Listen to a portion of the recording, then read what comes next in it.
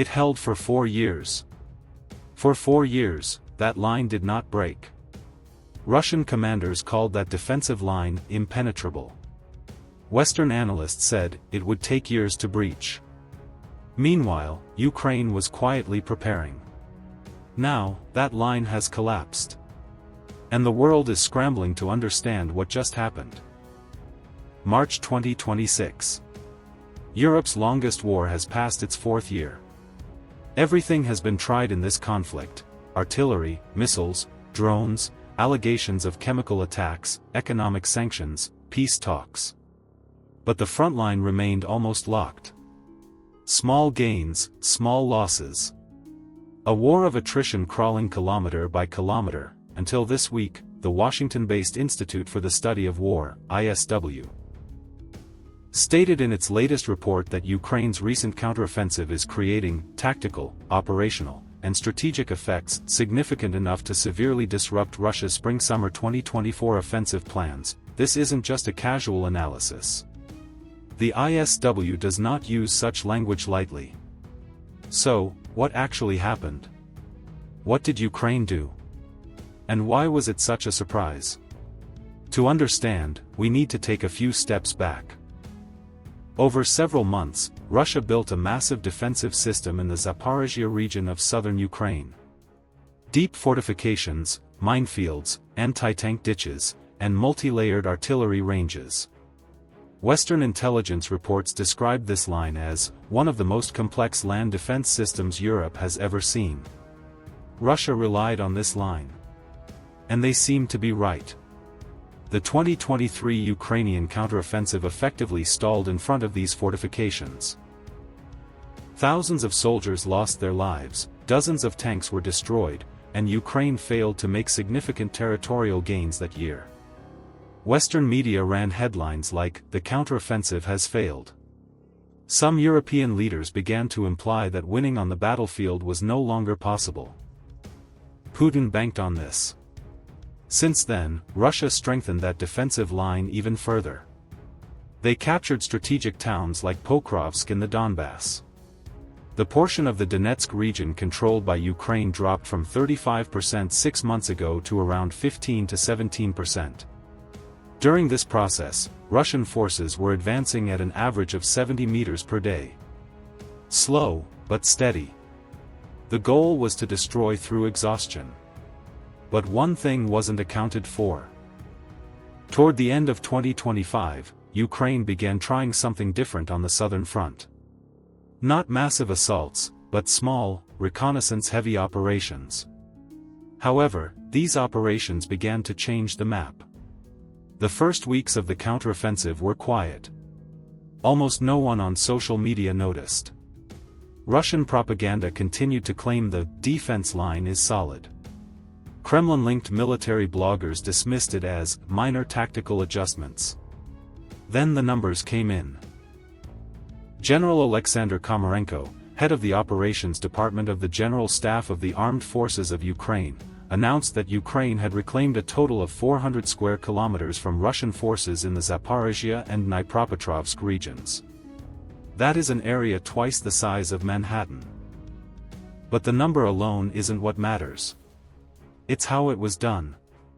Instead of large-scale armored maneuvers, Ukraine used a combination of small units, persistent FPV drone strikes, and high-precision long-range weaponry. British-made Storm Shadow missiles were a critical part of this operation. Ukraine used these missiles to strike not just the front lines, but also Russian supply routes and command centers. The result, Russian forces were forced to retreat more than 10 kilometers in some sectors. A Ukrainian official stated, Russian forces became unable to hold defensive positions due to insufficient supply and support. Let's look at the numbers, because in this war, numbers tell the story. According to ISW data, in the 4-week period between February 17 and March 17, 2026, Russian forces lost 33 square miles in Ukraine, compared to the 127 square miles they had gained in the previous 4 weeks. This is not a calculation error or a minor retreat, it stems from a serious operational failure. Russia's average monthly territorial gain over the last 12 months was around 170 square miles. This has suddenly reversed. An even more striking statistic: since the invasion began in February 2022, Russia has controlled about 20% of Ukrainian territory, roughly 45,783 square miles, an area the size of Pennsylvania. It took 4 years to take that ground. And now, parts of it are being taken back. But it's not just territory.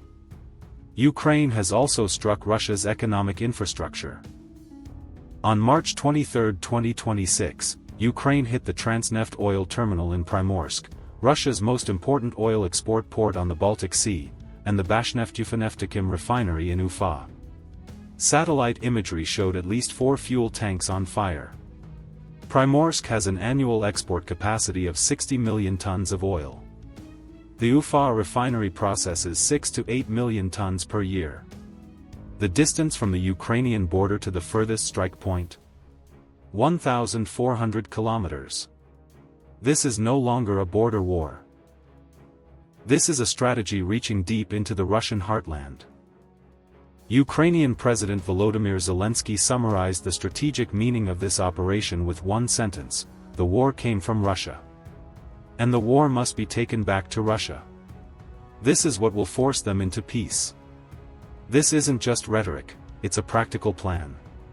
Zelensky is currently executing several critical moves after 4 years of war. Ukraine has unrivaled experience in drone usage.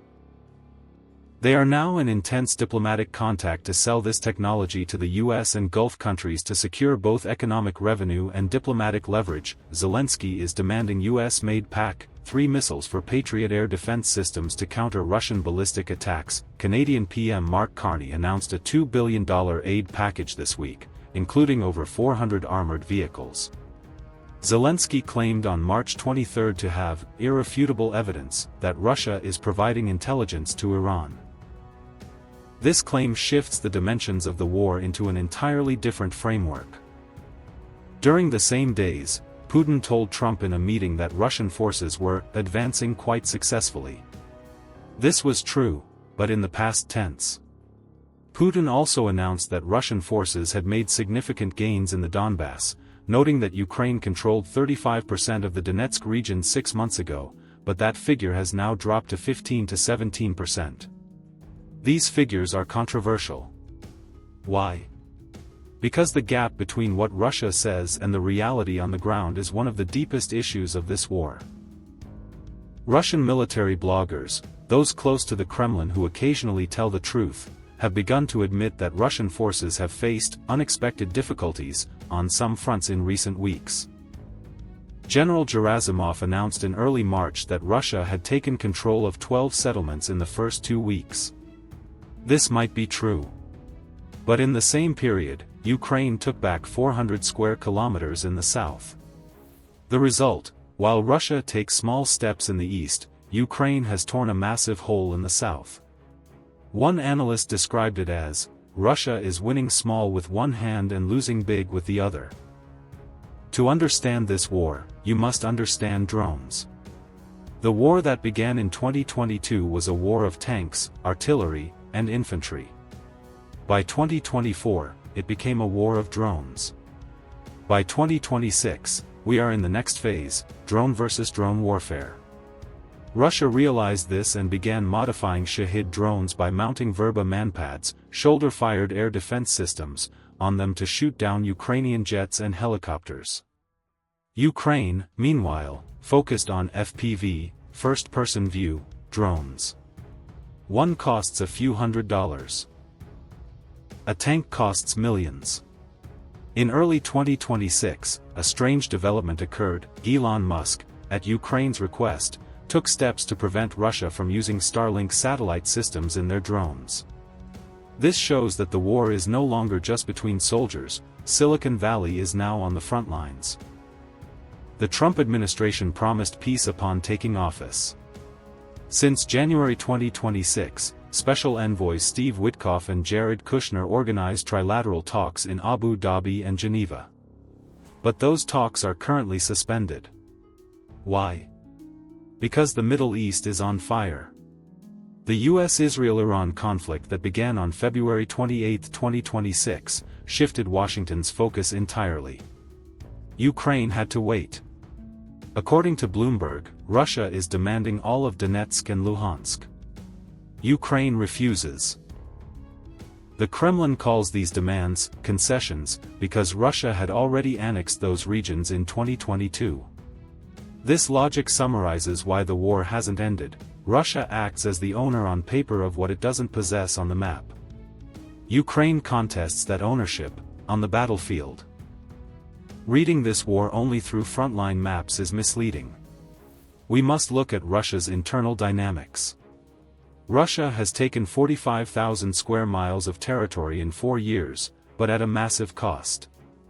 The U.S. intelligence community's 2026 annual threat assessment states, Russia maintained its advantage last year and sees no reason to stop fighting as long as its forces continue to gain ground.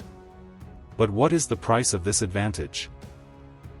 Independent analysts estimate Russia has lost hundreds of thousands of soldiers.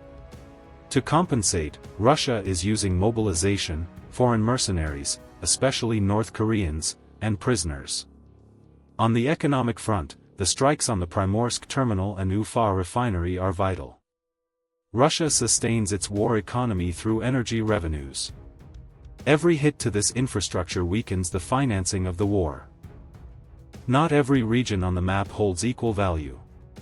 Donetsk is important symbolically, but Zaporizhzhia is the game-changer. Zaporizhzhia nuclear power plant, the largest nuclear facility in Europe, is under Russian control in the middle of an active conflict zone, the Southern Corridor.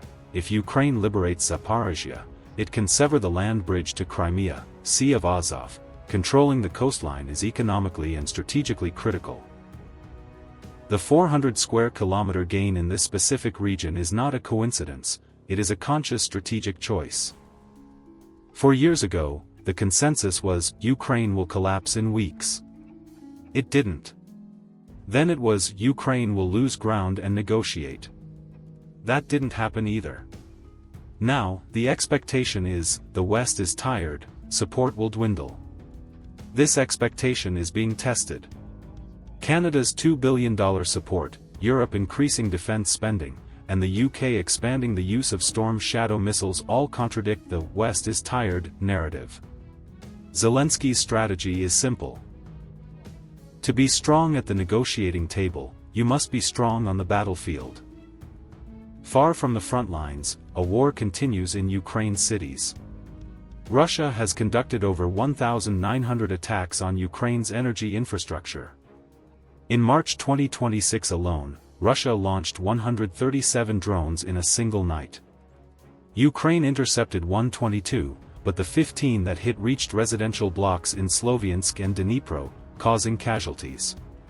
The logic is simple: if the civilians suffer enough, pressure for peace will mount on the leadership. But for 4 years, this calculation has failed. This war is becoming global. North Korean soldiers are now documented fighting alongside Russian forces. This shows two things. Russia is exhausting its human resources. This is a growing, global authoritarian axis, involving Russia, Iran, and North Korea. In response, NATO is strengthening its eastern flank. In January 2026, investigations began into the sabotage of undersea cables in the Baltic Sea, suspected to be gray zone operations by Russia. Let's go back to the title, Unexpected Move. Was it really unexpected? Strategically, no. But in terms of timing and method, yes. February 2026 was the first month since 2024 where Ukraine gained more territory than Russia. This is a mathematical reversal with a massive psychological impact.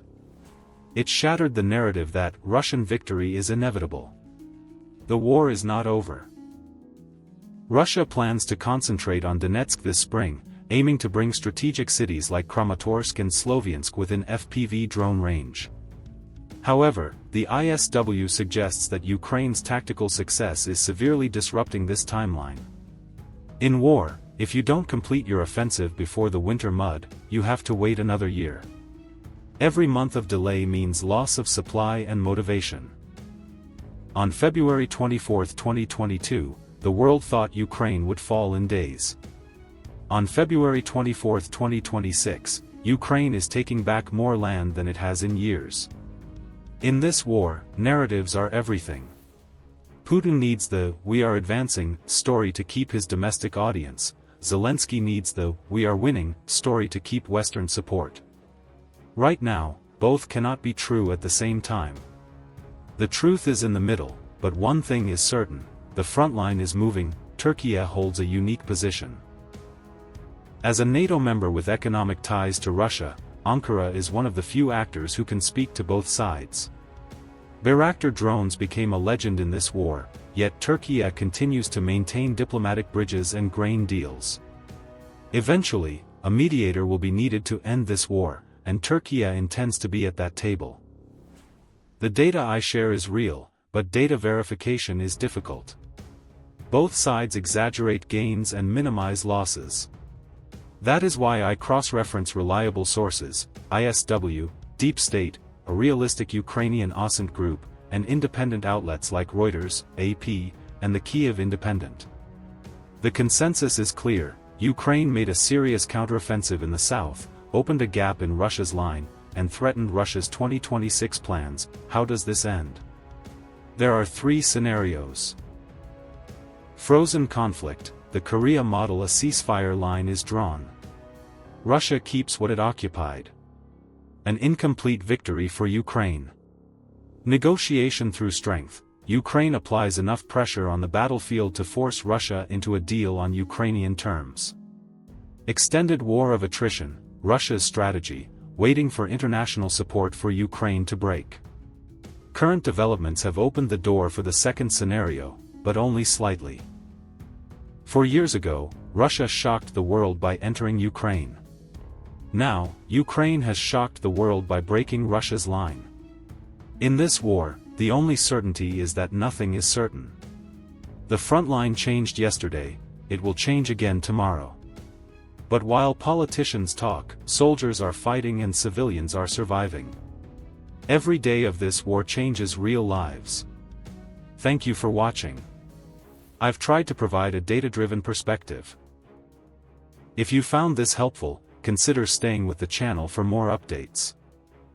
We've talked about drones, but there are invisible heroes in this war: electronic warfare, EW, systems. As we enter 2026, the front line has transformed into a battlefield where frequencies fight as much as physical munitions. Initially, Russian systems like Pol-21 and Zittel were neutralizing Ukraine's GPS-guided munitions.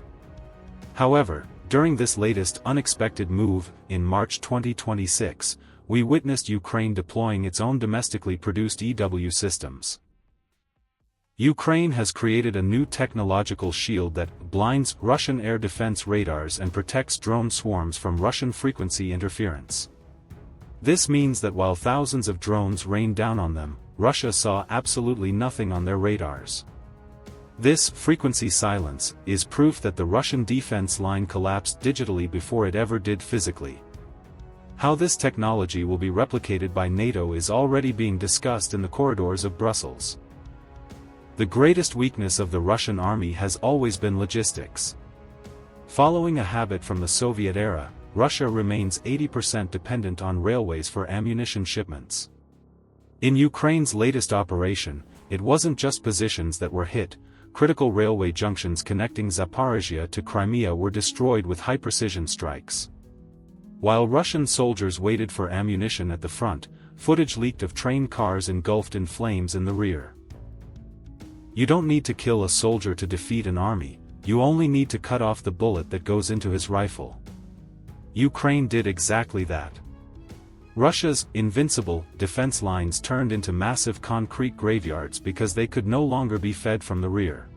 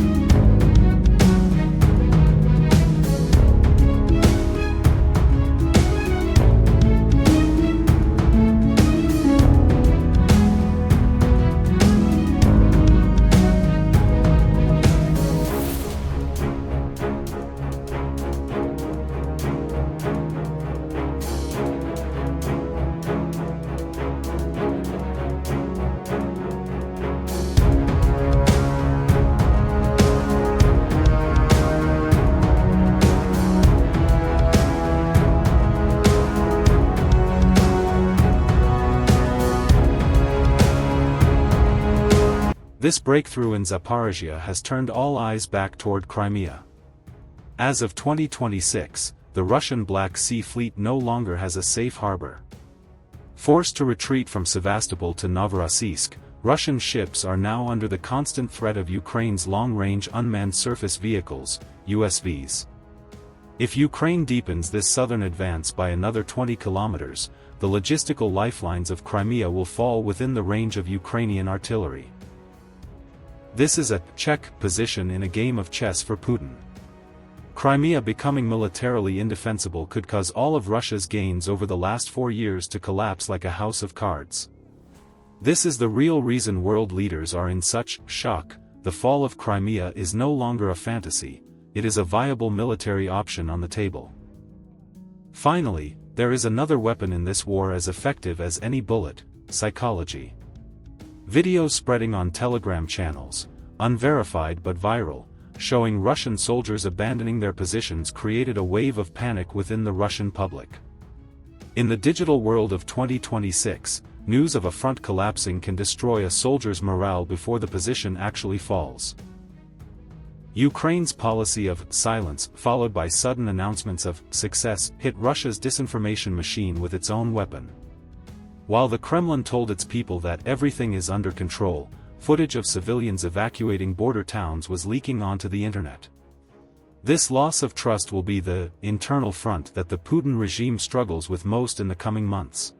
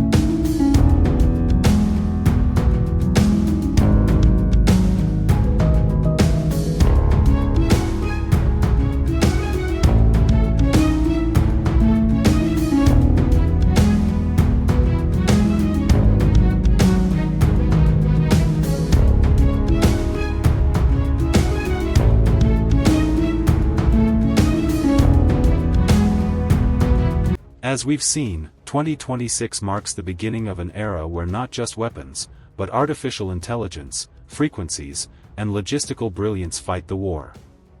This unexpected move by Ukraine is more than just a territorial gain, it is proof that the massive defensive walls Russia has built for years can be breached both digitally and physically. However, we must remember that as we enter the 5th year of this conflict, the balance of power can shift at any moment.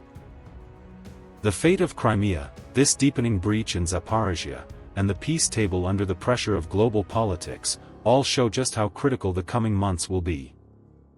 Do you think this latest move is the end of the road for Putin, or will Russia respond with a harsher escalation? How realistic is the possibility of Crimea falling? I'm waiting for your thoughts and analyses in the comments. I read every single one of them. To make sure you don't miss these in-depth military analyses and the latest news from the field, don't forget to like the video and subscribe to the channel. Turn on notifications so you are the first to know about the next strategic update.